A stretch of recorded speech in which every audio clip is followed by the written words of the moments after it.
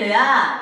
아멘. 네, 생명의 복음을 전하는 비와시 예배 오신 축복된 예배자들을 주님의 이름으로 환영하고 축복합니다. 아멘. 아, 정말 요즘 너무 잘하고 있는 것 같아요. 찬양 인도를 이렇게 한번 할 때가 되었다 해서 우리 청년들을 세우기 시작했는데 너무너무 잘한 것 같아요.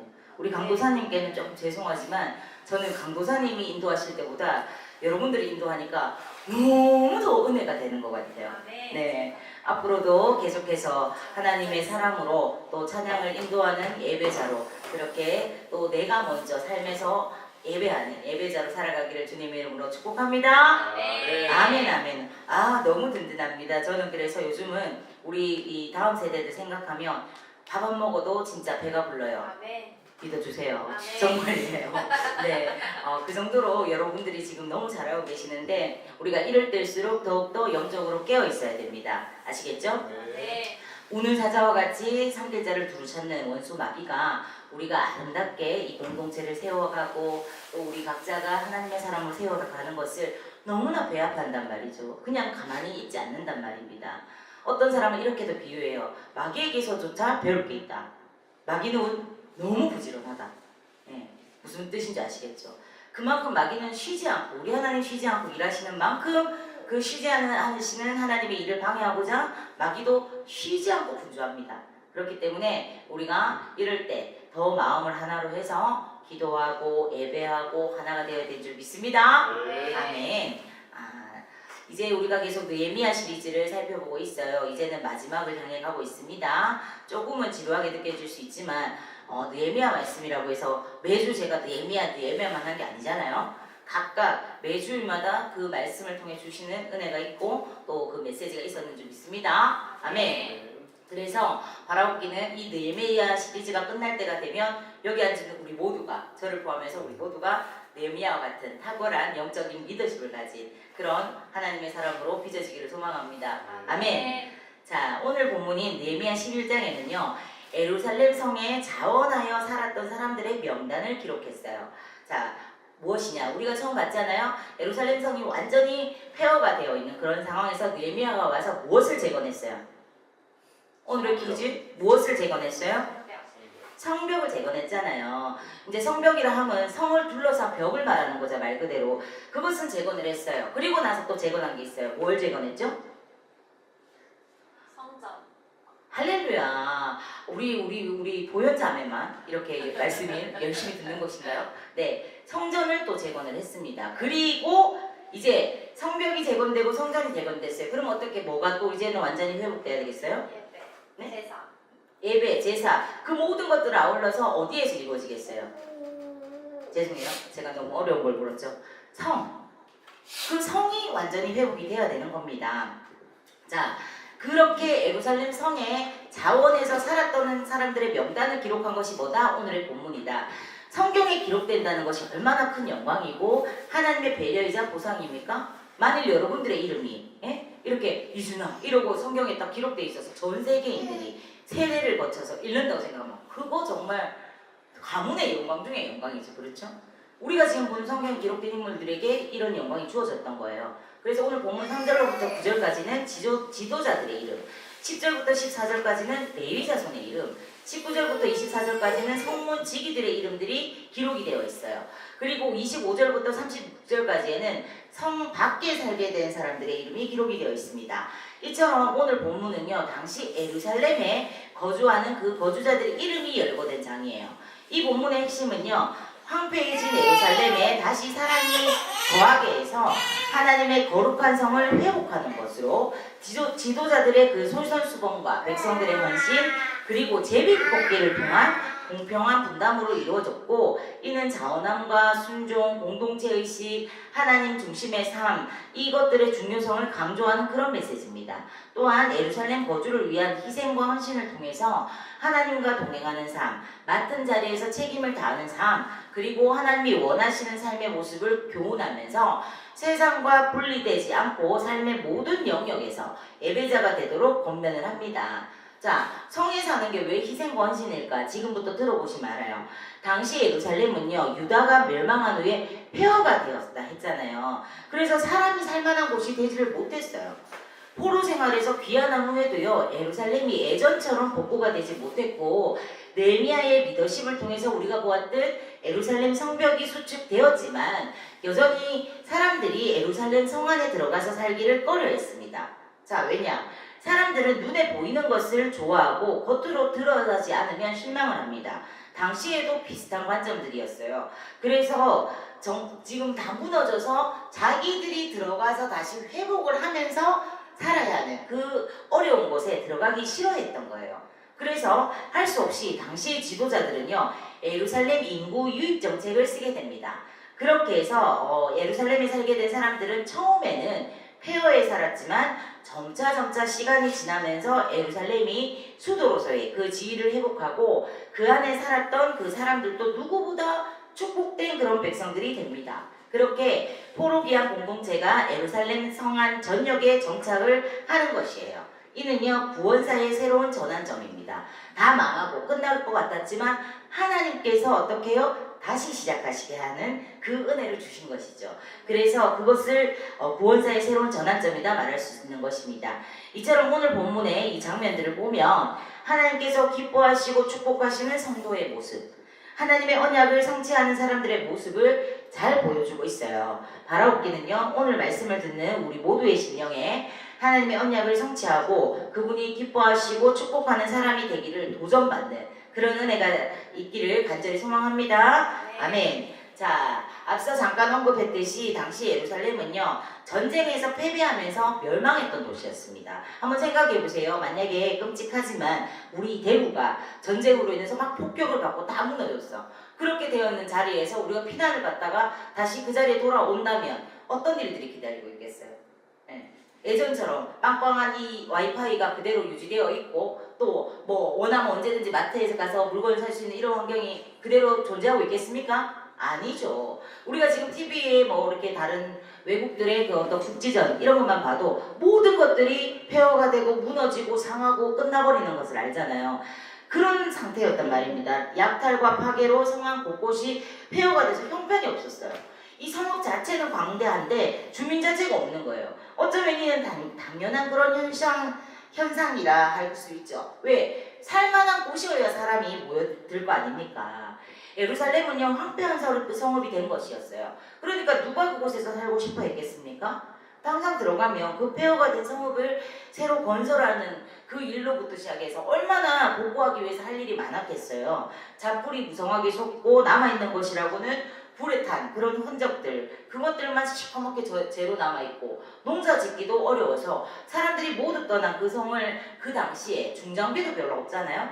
그때 새로운 도시로 건설해야 될 책임이 지금 이 본문에 나타난 지도자들과 유다 백성들에게 있었다는 거예요. 그들은요, 우선 성벽과 성전부터 재건을 해놓고 성을 새롭게 건설하기 시작했던 겁니다. 그래서 힘을 다해서 온갖 방해를 무릅쓰고 성벽을 재건하고 성전을 완공했어요. 그리고 이제부터 진짜 새로운 삶이 시작이 됐습니다.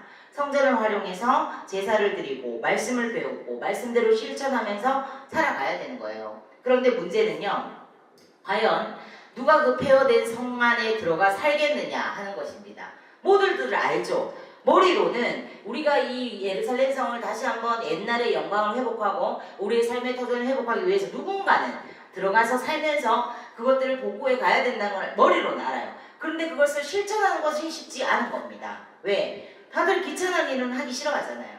누구든지 깨끗한 성읍, 잘 정비된 도시, 모든 것들이 막 갖춰진 곳에 가서 살고 싶어 하는 것이지 자기들이 그것을 직접 읽어야 되는 그 자리에는 가고 싶지 않은 것입니다. 그들은요, 이 일을 어떻게 진행했을까요?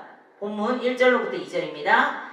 백성의 지도자들은 예루살렘에 거주하였고 그 남은 백성은 제비 뽑아 10분의 1은 거룩한 성 예루살렘에 거주하게 하고 그 10분의 9는 다른 성읍에 거주하게 하였으며 예루살렘에 거주하기를 자원하는 모든 자들을 위하여 백성들이 복을 빌었느니라. 자, 먼저 지도자들이 솔선수범해서 예루살렘에 거주했습니다. 지도자가 모범을 보이면 백성들은 기쁘게 따라가게 되어 있어요. 자, 그래서 영적인 리더가 된 사람들은 어떤 일들에 있어서 자신이 먼저 솔선수범해서 모범이 되며 자신이 이끌어가고 싶은 그 구성된 그 공동체의 구성원들도 기쁘게 따라오게 되는 것입니다. 여기 있는 우리 모두가 영적 지도자가 될 사람들인 줄 믿습니다. 네. 그래서 우리의 삶이 모든 이들에게 롤 모델이 되고 표본이 되어지는 그런 귀한 삶이 되기를 축복합니다. 아멘. 시대마다 지도자들이 말로만 앞장서고 뒤에서는 다른 태도를 보여온 것이 사회 전반을 병들게 한 커다란 이유가 되었습니다. 따라서 지도자가 되는 사람은 어떻게 해야 돼요? 헌신해야 되는 거예요.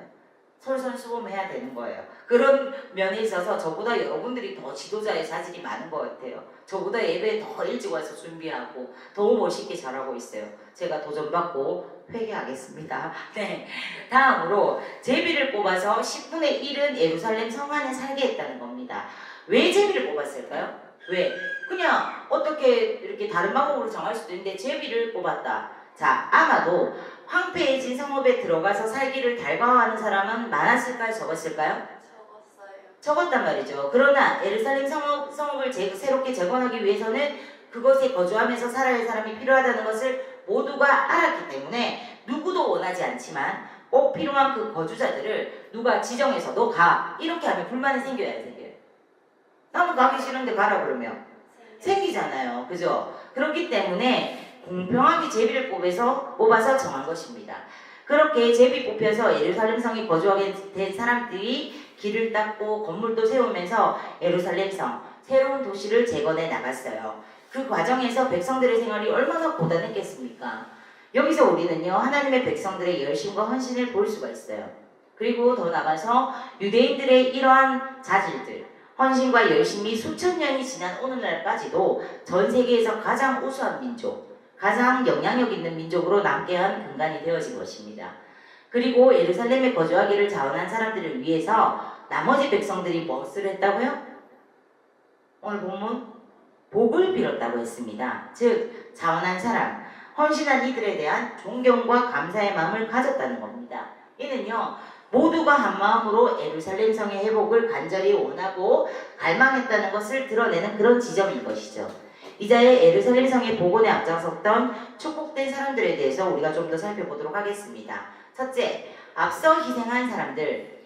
본문 1절의 첫 부분을 보십시오. 백성의 종들은 예루살렘에 머물렀고. 자, 당시의 리더들은 먼저 솔선수범을 했습니다. 그처럼 리더가 앞서 헌신하는 공동체는 희망이 있습니다. 누가 리더입니까? 헌신하는 사람이 리더입니다. 누군가 앞서서 헌신하면 하나님께서 반드시 그 공동체를 축복해 주실 것입니다. 그러므로 우리는 앞서 희생해야 될 줄 믿습니다. 아멘. 여러분들 근데 희생이 무엇입니까? 희생이 무엇이에요? 섬기는 것. 네, 섬기는 것도 희생에 들어가죠. 그죠? 여러 가지 정의를 내릴 수 있을 거예요. 그죠? 네, 내가 하기 싫은 일을 내가 대신해 준다든지 뭐 여러 가지가 될 수 있을 것인데 가장 고귀한 희생의 결정체가 바로 우리 주님의 십자가입니다. 자기를 죽이면 만사가 해결되는 거예요. 우리는요 어려움이 생기면요 즉시 남탓, 환경탓부터 하게 되는 그런 악한 죄성을 가지고 있어요. 하지만 그러지 않고 즉시 내 탓부터 해야 되는 거예요. 모든 것들이 나로 비롯된 문제라 하는 이런 관점을 가지기 시작하면 우리 모두가 살게 되는 것입니다. 그런데 모든 것들을 남 탓하고 환경 탓을 하면 모두가 함께 죽게 되는 거예요. 그죠? 남한테 늘 불평불만의 그런 소리들을 듣는 사람의 심령이 좋아질 수가 있겠어요? 그러니까 그 남 탓하고 환경 탓하는 이런 사람들의 모습은 같이 죽자는 겁니다. 네, 우리는요 남을 이해하고 섬기고 희생하는 그런 훈련을 잘 해야 돼요. 왜 훈련이라고 표현합니까? 우리 악한 죄성은요 남 탓, 환경 탓부터 하게 되어 있어요. 그래서 그것을 잘 되지 않는 것을 되도록 우리는 훈련해야 되는 것입니다. 자, 그래야 우리 가정과 교회가 잘 되는 거예요. 영어로 장관을 뭐라고 하는 줄 아세요? 장관. 미니스터라고 합니다. 그런데 이 미니스터라는 말의 그 원래 뜻은요, 섬기는 사람이다 하는 뜻을 가지고 있어요. 즉, 장관은 섬기는 사람이에요. 근데 장관은 어떤 자리에 있는 사람이에요, 사실은? 예, 리더, 높은 자리에 있는 사람이죠. 섬기는 사람이 장관과 같은 영광과 존경과 축복을 받게 될 줄 믿습니다. 네. 아멘. 그러므로 우리 모두는 어떤 사람이 되자? 섬기는 사람이 되자. 그것도 앞장서서. 아멘이십니까? 네. 자, 둘째, 힘든 일에 선택된 사람들. 계속해서 본문 1절 말씀 보십시오. 백성의 두목들은 예루살렘에 머물렀고 그 남은 백성은 제비 뽑아 10분의 1은 거룩한 성 예루살렘에 와서 거하게 하고 그 부분은 느헤미야는 다른 성읍에 거하게 하였으며 아멘. 느헤미야는요 백성들의 10분의 1을 제비를 뽑아서 예루살렘으로 이주를 시켰고 나머지 10분의 9는요 자기 원래 성읍에 거하도록 했어요. 그때 제비를 뽑힌 사람들은요 제비 뽑히지 않은 사람들은 순간적으로 어떻게 했을 거예요? 다행이다 이렇게 신나했을 거예요. 반면에 제비를 뽑힌 사람들은요 내가 이 힘든 일에 뽑혔구나 이렇게 탄식했을지도 몰라요. 그러나 시간이 지나면서 제비에 뽑혀서 예루살렘에 들어와서 살았던 사람은 나라와 역사의 주인공이 되었습니다. 아멘. 때로 하나님께서는요 구레네 시몬 아시죠? 성경에 구레네 시몬 같은 경우처럼 억지로 우리가 하기 싫지만 그 하기 싫은 일들을 감당하게 하시는 그런 십자가를 지게 하실 때도 있습니다. 그럴 때 우리는 인간적인 생각으로 이런 생각이 들 수가 있겠죠. 내가 왜 일을 해야 돼? 내가 왜 이 싫은 일을 감당해야 돼? 그런데 나중에 보면 그 십자가를 진 것이 나에게 엄청난 축복이 되어서 돌아오는 것을 그렇게 십자가를 순종하며 진짜만이 맛볼 수 있는 줄로 믿습니다. 아멘. 그러므로 우리는 내게 원치 않은 십자가가 지어지더라도 감사하면서 그 십자가를 기쁨으로 감당해야 되는 줄 믿습니다. 네. 자, 인도네시아의 그 자바섬이라는 곳에 스웨덴 출신의 선교사님이요 이렇게 사역을 하고 있었는데 사역을 하다가 심한 향수병에 걸렸어요. 문화 충격도 심했고 터놓고 말할 상대도 없어서 향수병이 커졌습니다. 선교사님 우리 사모님보다 조금 약했나 봐요. 우리 사모님 대구 오셨을 때 아무 아는 사람도 없고 친구도 없고 이런데도 향수병에 걸리기는커녕 너무 씩씩하게 잘하셨는데 말이죠. 어쨌건 이 선교사님 향수병이 심하게 걸렸어요. 그러던 어느 날 그 선교사님의 눈에 자신이 스웨덴에서 오면서 가지고 온 그 스웨덴제 성냥갑 하나가 눈에 띄었습니다. 그래서 그는요 말할 사람도 없으니까 그 성냥갑에게 표념하듯이 물었어요. 성냥갑아 너는 고국을 떠나서 뭐하러 여기까지 왔니? 그때 성냥갑이 마치 이렇게 대답하는 것 같이 느껴졌어요. 선교사님 저는 이곳에 불을 켜주러 왔어요. 그 임무를 마치기 위해 저를 불태울 것입니다. 순간 선교사님은 그것이 하나님께서 자신에게 들려주시는 내적 감동으로 그렇게 받으신 거예요. 그래서 큰 도전과 감동을 느끼고 즉시 무릎을 꿇고 기도했습니다. 하나님께서 이곳에 저를 오게 하셨군요. 이제 아무리 외로워도 괜찮습니다. 이곳에서 죽을 때까지 하나님의 빛을 바라게 하옵소서. 아멘. 네. 그 뒤 선교사님은요 그 향수병을 극복하고 자바섬의 그 복음화를 위해서 온전히 헌신했다고 합니다. 아멘이십니까? 네. 자, 여러분 우리가 이곳에 왜 있게 됐습니까? 왜 있게 됐어요? 경균이 이 자리에 왜 있게 됐어요? 글쎄요. 네, 단 한 가지 분명한 이유는 이곳에 우리가 필요하기 때문입니다. 아멘이십니까? 네. 제가 종종 즐겨 쓰는 어떤 그 비유가 있는데 우리는 하나님의 장기말과 같아요. 우리의 인생은 하나님이 펼쳐놓으신 장기판과 같습니다. 장기말이 알아서 나는 저기 가야지 하고 건너뛰고 그렇게 한다면 그 장기가 승리할 수 있겠습니까?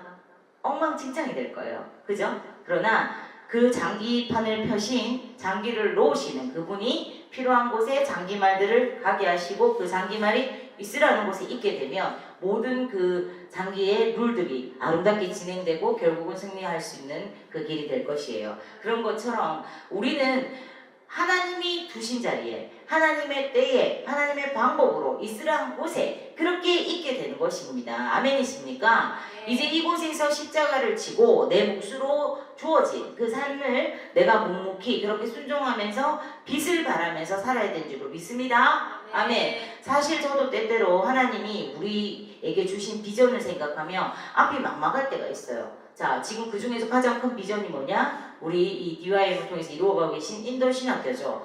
이것을 이루어가는 일에는 여러분들이 조금만 생각해봐도 신학교 하나를 이루어가려면 많은 물적 자원, 인적 자원이 필요한데 현재까지 여러 가지 부분에서 많은 이 부족한 부분들을 현실적으로 느껴요. 그래서 현실만 바라보면 어느 세월에 그 꿈을 이룰 수 있을까? 교육에 대한 것들은 백년지 대계라 이런 말도 있는데 100년을 이루어 가야 되는 그런 과업이라는 말이죠. 그런 말이 있는데 이걸 언제 이룰 수 있을까 정말 막막하게 느껴질 때도 있습니다. 그래서 무시로 이렇게 기도하죠. 하나님 제 안에 이 비전들이 시들지 않게 하시옵소서.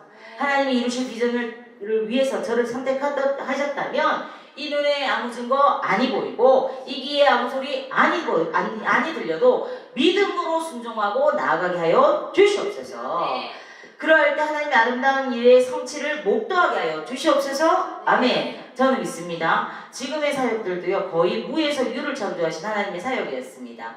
지금까지 열매를 주신 하나님께서 앞으로도 귀한 열매들을 허락해 주실 줄 믿습니다. 아멘. 저뿐만 아니라 우리 모두가 그런 믿음으로 무장해야 될 줄로 믿습니다. 그러므로 가끔 하나님께서 사명을 주셔서 허벌판 같은 곳에 우리를 내몰더라도 낙심하지 마십시오.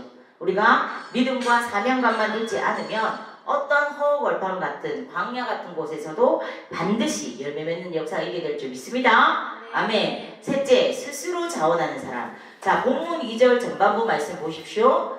무릇 예루살렘에 거하기를 자원하는 자는, 자, 아까 살펴본 것처럼 당시 많은 사람들은 예루살렘에 살려 하지 않아서 제비까지 뽑아서 강제 이주를 시키는 그런 모습이었지만, 그런 상황에서도 스스로 예루살렘에 살겠다고 자원하는 사람들도 있었다는 겁니다. 자, 요즘 시대로 치면은요, 자, 큰 교회 그런 곳에 가면은 그냥 예배만 쉽게 드리고 나오고 이런 것을 지향하는 사람들 너무 많아요. 많아요, 아니에요? 네, 그래서 그곳으로 가는 사람들 많지만 어쩌면 좀 작은 교회, 그래서 스스로가 같이 섬기면서 함께 모든 것들을 세워가야 되는 그런 교회. 저 때로는 그런 교회보다는 그냥 큰 교회 편하게 신앙생활하고 싶어, 이런 부담들을, 이런 유혹들을 우리도 마음에 가질 때가 있잖아요, 그죠? 자, 그럼에도 불구하고 하나님께서 나로 하여금 이곳에 있게 하셨을 때, 자, 그것을 억지로 내가 제비 뽑기 때문에 있는 것처럼 그런 마음이 아니라 어떻게 해요? 내가 기쁨으로 자원하는 심령으로, 하나님이 있게 하신 자리에서 내가 기쁨으로 섬겨야지, 내가 기쁨으로 하나님이 기뻐하시는 모습으로 서 있어야지, 이런 사람들이 이때도 있었다는 겁니다. 우리는요, 여러분들 잘 기억하세요. 오늘날 많은 사람들이 편한 길을 택하기를 좋아해요. 내가 편한 것이 가장 행복한 것처럼 그렇게 착각하고 삽니다. 그러나 우리 주님이 우리에게 가르쳐 주신 제자들은 그런 것이 아니에요. 좁은 길 좁은 문으로 가야 하는 거예요. 하나님은요, 남이 가려고 하지 않는 길을 자원해서 그 하나님의 말씀을 따라 순종해 가는 자를 결코 외면하지 않으십니다. 시간은요, 여러분들에게 주어진 인생의 시간은요, 자원해서 기쁘게 좁은 길로 좁은 문으로 가는 그 사람의 편이 되어줍니다. 자, 좁은 문으로 가면서 십자가를 지면 잠시 어려움이 느껴질 때가 있어요. 하지만 우리 좋으신 하나님께서 반드시 합력하여 선을 이루시는 역사가 있게 될 줄로 믿습니다. 아멘. 어느 날 한 가족이요, 불꽃놀이를 구경하고 있었는데 그때 아이가 엄마에게 말했어요. 엄마, 너무 아름다워요. 저도 저 불꽃처럼 살고 싶어요. 그러자 엄마가 말했어요. 얘야, 저 화려한 불꽃은 자기 몸을 태워야만 나오는 빛이야. 내가 저렇게 멋지게 살려면 너 자신을 희생할 줄 알아야 한다. 항상 남을 생각하고 어려운 사람의 친구가 되어주고 무엇보다 하나님의 일을 많이 해라. 그러면 너도 저 불꽃처럼 많은 사람들 앞에 아름답게 빛나게 해주실 거야. 아멘. 그렇습니다. 우리는 우리 자신을요, 태울 줄 알아야 돼요. 그래야 우리 가정이 살고 교회가 살고 나라도 살게 될 줄 믿습니다. 아멘. 나만 살겠다고 하는 이런 이기주의를 버려야 돼요. 여러분들 한번 곰곰이 한번 생각해 보세요. 여러분들이 조금 더 이 세상 살면서 조금 더 편하고 조금 더 내가 조금 더 행복하고, 이것이 우리 인생 전체를 봤을 때, 그리고 100년밖에 길어야 100년밖에 안 되는 이 땅의 삶뿐만이 아니라 하나님 앞에서 영원을 살아가는 그런 삶의 관점으로 봤을 때 내가 지금 조금 더 편하고 조금 더 행복한 게 뭐가 그렇게 대단히 가치 있습니까? 그렇게 이 땅에서 살고 하나님 앞에 가서 악하고 게으른 종이라 책망받게 되거나 부끄러운 모습으로 서게 된다면, 그런 관점으로 보면은 우리는 이 땅에서의 삶에 있어서요, 오히려 내가 불편하기를 결정할 수 있는 그런 담대한 믿음이 필요한 줄 믿습니다. 아멘. 그래서 하나님께서 인정해 주시는, 너 조금 더 편할 수 있었어, 너 조금 더 누릴 수 있었어, 그럼에도 불구하고 나의 영광을 위해서 또 다른 사람들에게 더 선한 영향력을 끼치기 위해서 너의 것을 내려놓고 섬겼던 그 삶, 내가 귀하게 여겨. 그것이 진짜 오리진 아닌가요? 하나님이 인정해 주시는 그것이 정말 오리진 아닌가요? 하다못해 우리 인간 세상에서도요, 자신만을 위해 사는 사람들은 결국 손가락질을 받게 되어 있습니다. 그렇죠? 비난을 받게 되어 있어요. 그런데 남을 위해 희생하고 몸을 던진 사람들을 비난하는 사람은 없습니다. 그렇죠? 그 사람들은 결국은 어떻게 돼요? 존경받게 되는 겁니다. 여러분들이 이 땅에 사는 삶뿐만 아니라 하나님 앞에서도 칭찬받고 존경받고 인정받는 그런 사람으로 하나님께 인정되고 싶다면 어떻게 할까요? 우리가 내 자신을 내려놓고 나의 중심적인 이기적인 것들을 내려놓고 어떻게 해요? 희생과 헌신의 삶을 선택할 수 있는 정말 담대한 우리가 되기를 소망합니다. 아멘. 네. 여러분들 희생과 헌신은요 아무나 할 수 있는 것이 아니에요. 용기 있는 자만이 할 수 있습니다. 그렇지만 그 용기의 근원은 그냥 계기가 아니에요.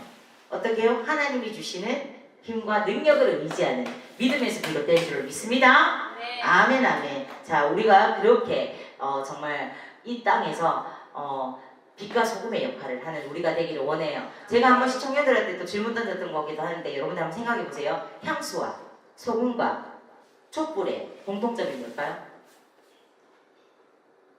다시 한번. 할렐루야 맞습니다. 향수와 또 소금과 이 우리 촛불 이 공통점이 뭐예요? 자신을 소멸시키면서 남을 이롭게 하는 것이죠. 자 우리 모두가 그런 존재 되기를 소망합니다. 네. 아멘이십니까? 네. 아멘. 그럴 때 하나님께서 잘하고 착하고 충성된 종아 정말 너가 그 땅에서 많은 것들을 누릴 수 있었음에도 정말 나를 위해서 나의 영광을 위해서 하나님 자녀답게 살기 위해서 조금은 좁은 길 조금은 어려운 길을 스스로 선택하고 너를 소멸해가며 남들에게 선한 영향을 끼친 거 내가 다 기억해. 이 천국에서 너가 누려 하고 하나님께서 VIP 대접을 해줄 수 있는 여러분들 되기를 소망합니다. 네. 아멘. 우리 한 예화를 나누면서 말씀을 마무리하겠어요. 미국에 존 블랭차드라는 청년이 있었습니다. 어느 날 그가요 플로리다의 한 도서관에서 책을 읽고 있었는데 그 책을 기증한 사람의 이름을 발견하게 됐어요. 책을 기증한 사람은 홀리스 메이넬이라는 그 여성이었어요. 그녀는요 책 여기저기에 연필로 메모를 적어 놓았는데 책을 읽다 보면서 그 메모를 한번 보니까 그 메모가 아주 사려 깊은 내용들이 많은 거예요. 그래서 존은요 호기심이 생겨서 그녀의 주소를 한번 찾아보았어요. 이제 책을 기증했으니까 도서관에 주소가 남아있을 거잖아요. 막 찾아보니까 그녀가 뉴욕에 살고 있다는 걸 알게 됐습니다. 그녀의 주소를 알게 된 존은요 물론 이 시대가 아니었겠죠, 그죠? 그러니까 이 시대 같으면 당장 SNS로 뭐 이렇게 해보고 할 건데 존은 그녀에게 용기를 내서 첫 번째 편지를 써봤습니다. 그랬더니 다행히 그녀에게서 답장이 왔어요. 그 두 사람은요 1년 동안이나 이렇게 편지를 이렇게 주고받으면서 교제를 하고 사랑이 싹텄어요. 여러분들 이 시대는 잘 모르는데요. 조금 아날로그 세대에 속한 그때는 편지를 직접 써서 펜팔이라고 하죠. 편지를 주고받으면서 보내놓고 언제 답장이 올까 막 설레는 마음, 답장이 오면 막 기뻐서 막 좋아하는 그 간질간질한 이런 것으로 서로가 사랑을 꽃피운 그런 시대가 꽤 많이 있었거든요. 저는요 그녀에게 어느 정도 지나서 사진을 좀 보내주세요 이렇게 부탁을 했어요. 궁금하잖아요. 나와 이렇게 감정을 교류한 사람이 누군지. 그런데 그녀는 사랑한다면 진정 사랑한다면 외모는 상관이 없다는 이런 신념을 가지고 그 부탁을 거절했어요. 그래서 그냥 뭐 어쩌겠어요 안 주겠다는데 그렇게 편지를 주고받다가 마침내 둘은요 뉴욕역에서 드디어 저녁 7시에 만나기로 약속을 했고 메이넬이 이렇게 제안을 했죠. 제가 머리에 장미꽃을 꽂고 있겠어요. 그러면 그게 저인 줄 아세요. 이렇게 말을 했습니다. 약속한 날 존은요 장미꽃을 머리에 꽂은 여자를 어떻게 찾았겠어요? 우리 준하 형제 1년을 사랑을 꽃피웠어. 그 여자를 드디어 만나. 그래서 만나기로 했는 사인의 표시가 머리에 장미꽃을 꽂고 있기로 했어. 어떻게 했겠어? 그렇죠. 그냥 바로 나와있지. 눈에 불을 켜고 어느 여자야 어느 여자 찾았을 거 아닙니까? 그때 푸른 눈에 이렇게 긴 금발 그 머리를 가진 그리고 또 늘씬하고 아름다운 미모를 가진 그 여성이 그 앞에 나타나더니 저를 따라오실래요? 이러고 딱 이렇게 스쳐가는 겁니다. 그런데 그녀의 머리에서는 장미꽃이 발견되지 않는 거예요.